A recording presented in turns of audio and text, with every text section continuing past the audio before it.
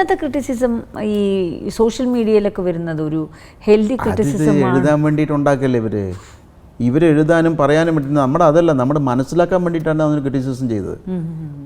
നമ്മളന്ന് പിള്ളേർ മനസ്സിലാക്കാൻ നമ്മൾ ഇന്ന് ക്രിറ്റിസിസം എന്തോന്നാണ് ഞാൻ എഴുതിയിട്ട് എനിക്ക് അറിയാൻ കാണിക്കാൻ വേണ്ടിയിട്ട് ഓരോരോ ആൾക്കാർ എഴുതി കൂട്ടുമല്ലേ സംഭവം. വല്ലതും വാസ്തവമുണ്ടോ?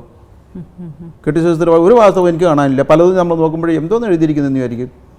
ഭയങ്കര മണ്ടത്തരമൊക്കെ എഴുതി വെക്കുന്നുണ്ട് ക്രിറ്റിസിസം എന്നും പറഞ്ഞിട്ട് ചില ആൾക്കാർ വമ്പന്മാർ വൃത്തികേട് അതൊക്കെ എഴുതി വെക്കുന്നത്. ഒരു ക്രിറ്റിസിസം പറയുന്നത് അദ്ദേഹത്തിന് ശരിക്കും സ്റ്റഡി ചെയ്യണം. മ്യൂസിക്കിനെ പറ്റി ഒരു രാഗത്തിനെ പറ്റി അറിയാൻ ക്രിറ്റിസിസം ചെയ്യുന്നു വിചാരിച്ചോളൂ. അല്ലെങ്കിൽ ഒരു സോങ്ങിനൊക്കെ പറ്റി ക്രിറ്റിസിസം വിചാരിക്കുന്നു. ഒരു സോങ് ഇപ്പോൾ പഴയ പാട്ട് പോലെ ഉണ്ട് ഈ പാട്ട് എന്ന് പറഞ്ഞിട്ടാണ് ക്രിറ്റിസിസം ചെയ്യുന്നത് പലവരും. അത് കൃത്യമായിട്ട് മനസ്സിലാക്കണം. ഏത് രാഗത്തിലാണ് അവൻ ചെയ്തിട്ടുള്ളത്, എവിടെയാണ് ക്രിറ്റിസിസം വരുന്നത്, എവിടെയാണ് പിന്നെ റിസംബിളൻസ് വരുന്നത് നമുക്ക് മനസ്സിലാവും. ഒരു പാട്ട് ഇപ്പോഴും ദാരേ താനേ താനാനെ തീരീരി എന്നൊരു പാട്ടുണ്ട്. അപ്പം ദാരേ അതിൻ്റെ പാട്ട് ജയേന്ദ്രൻ ചെയ്തിട്ടുണ്ട്. പക്ഷേ അവൻ തന്നെ അതിനെയാണ് കോപ്പി ചെയ്തിട്ടുള്ളത്.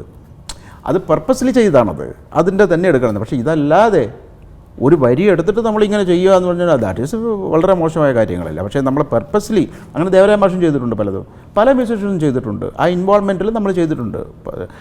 അത് സിറ്റുവേഷനും ഇതൊക്കെ വെച്ചിട്ട് നമ്മൾ ഡയറക്ടറുമായിട്ട് സിനിമ എന്ന് പറഞ്ഞാൽ അത്രയേ ഉള്ളൂ കാര്യങ്ങൾ. ഇതിനകത്ത് വലിയ സംഭവങ്ങളൊന്നും ചെയ്യണമെന്നൊന്നുമില്ല. ശരിക്ക് നമ്മൾ ചെയ്യുന്നത് സിറ്റുവേഷൻ ഡിമാൻഡ് ചെയ്യുന്ന ദാറ്റ്സ് ഓൾ. അതിൻ്റെ അകത്ത് ഇപ്പം നമ്മൾ ഒരു കോപ്പി എന്ന് പറഞ്ഞാൽ കോപ്പി തന്നെയാണ് ശരിക്കും ചെയ്യുന്നത്.